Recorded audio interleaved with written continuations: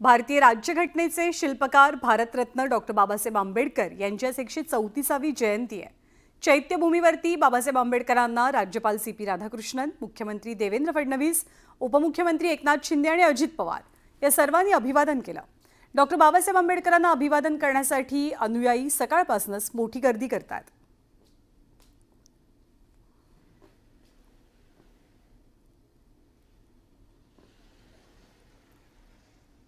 तर आज सकाळी चैत्यभूमीवरती जाऊन सरकारच्या वतीने मुख्यमंत्री आणि दोनही उपमुख्यमंत्र्यांनी अभिवादन केलं। यावेळेला राज्यपाल यांची सुद्धा उपस्थिती होती।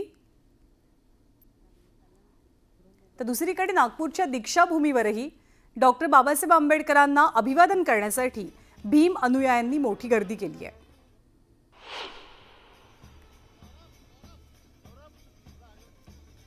ही दृश्य चैत्यभूमीची आहेत। चैत्यभूमीवरती फक्त ही दीक्षाभूमीची दृश्य आहेत। इथे फक्त राज्यातूनच नाही तर संपूर्ण देशभरातून डॉक्टर बाबासाहेब आंबेडकरांचे अनुयायी त्यांच्या जयंतीच्या निमित्ताने त्यांना अभिवादन करण्यासाठी येत असतात।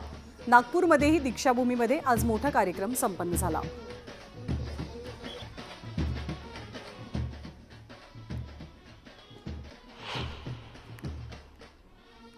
आज वेगवेगळ्या ठिकाणी अनोख्या पद्धतीने डॉक्टर बाबासाहेब आंबेडकरांना अभिवादन केलं जात आहे। हिंगोलीच्या आखाडा बाळापूर इथल्या विद्यार्थ्यांना भाकरीवरती डॉक्टर बाबासाहेब आंबेडकरांचं चित्र साकारलं आणि त्यांना अभिवादन केलं।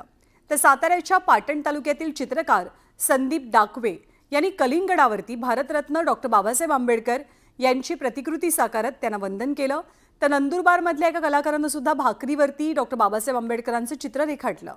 लाखो दीन दलितांना 2 वेळची हक्काची भाकरी ही बाबासाहेब आंबेडकरांमुळे मिळाली आहे।